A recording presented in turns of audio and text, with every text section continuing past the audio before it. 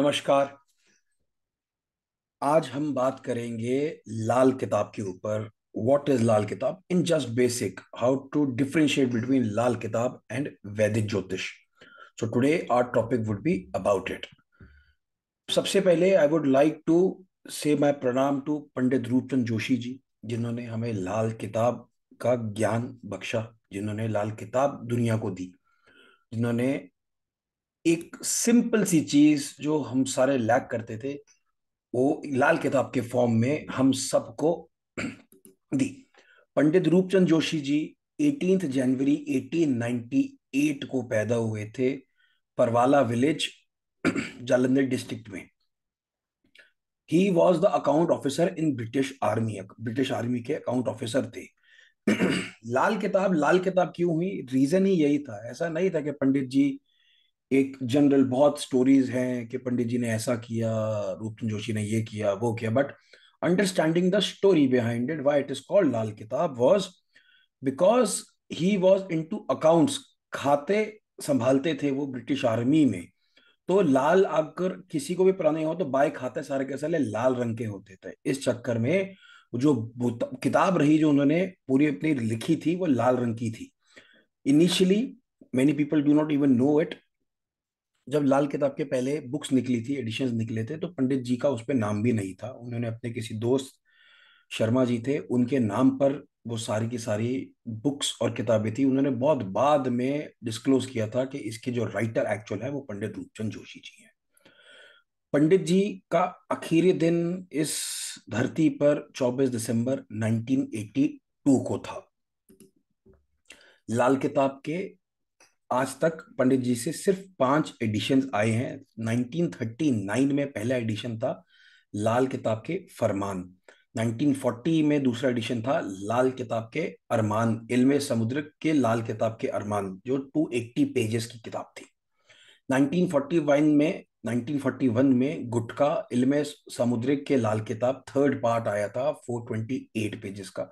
1942 में लाल किताब के फरमान आए थे 384 पेजेस के, और 1952 में लास्ट एडिशन आया था इल्मे समुद्र की बुनियाद पर लाल किताब, जो 1177 पेजेस की एक पूरी किताब थी।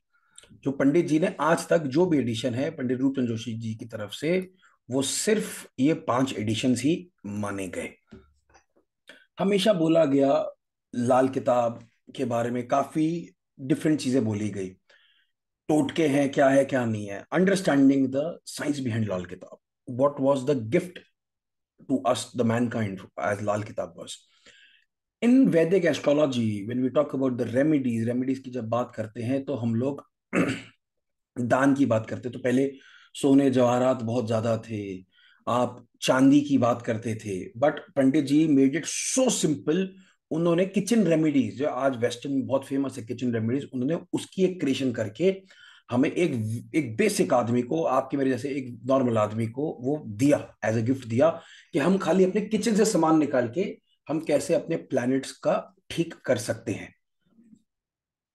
सेम लाल किताब के अंदर भी हमें date of birth, time of birth और प्लेस ऑफ बर्थ ही चाहिए होती है। We make in the same process and procedure as we make our Vedic कुंडली।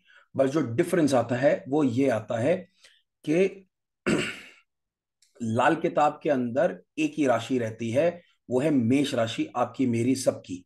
और जो वैदिक के अंदर होते हैं, हमारे लग्न चेंज होते रहते हैं। Houses is the same way, 12 houses, as it is always the same, 9 planets in totality जो वैदिक में लिया जाता है, Jupiter, sun, moon, Venus, Mars, Mercury, Shani, Rahu, Ketu. राशियां वही, पहला घर, पहली राशि मंगल की राशि, तो सेम उसी भाव में उसको भी लिया जाता है। The how to make it a kundli is, आप एक हॉरोस्कोप लेते हैं, एनी हॉरोस्कोप, एनी लग्न, आप उसको जब कन्वर्ट करते हैं लाल किताब कुंडली में, तो यू रिमूव द राशिस and just in simple consider first house as मेष राशि, and we take it simple as the Kaal Purush कुंडली suggests to us. So simple, I'll again tell you how to convert जन्म कुंडली into लाल किताब ज्योतिष कुंडली।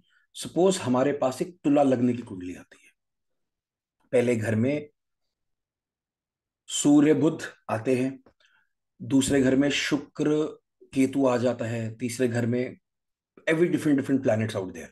तो हम उसको मैं कन्वर्ट कैसे करूंगा, तुला लग्न को मैं वहां से हटा दूंगा और एक बेसिक मेष लग्न की कुंडली बना दूंगा, काल पुरुष कुंडली बना दूंगा। फर्स्ट हाउस में मैं सूर्य बुध लिख दूंगा, दूसरे घर में मैं शुक्र केतु लिख दूंगा। Simple. This is how we make Lal Kitab horoscope. What is the major difference between Vedic Jyotish and Lal Kitab? Vedic Jyotish has its own dasha system, जो हम लोग दशाएं पढ़ते हैं, विंशोत्तरी दशा हुई उसके अंदर। लाल किताब के अंदर दशा सिस्टम उसका खुद का दशा सिस्टम है, 35 साल चक्र बोला गया उसका। अलग से हम लोग विंशोत्तरी को कंसिडर नहीं करते।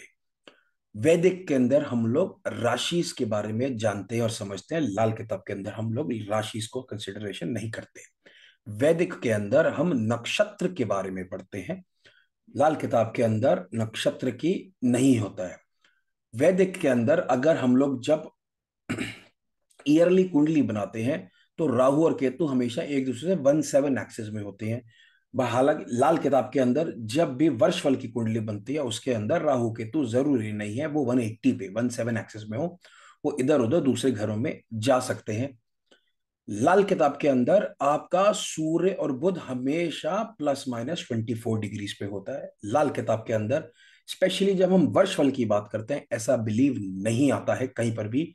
लाल किताब के अंदर एक जो आपकी कालपुरुष कुंडली बनती है उसके अलावा वर्षफल की बहुत ज्यादा महत्व होता है। We consider the Varshphal horoscope also equal very important.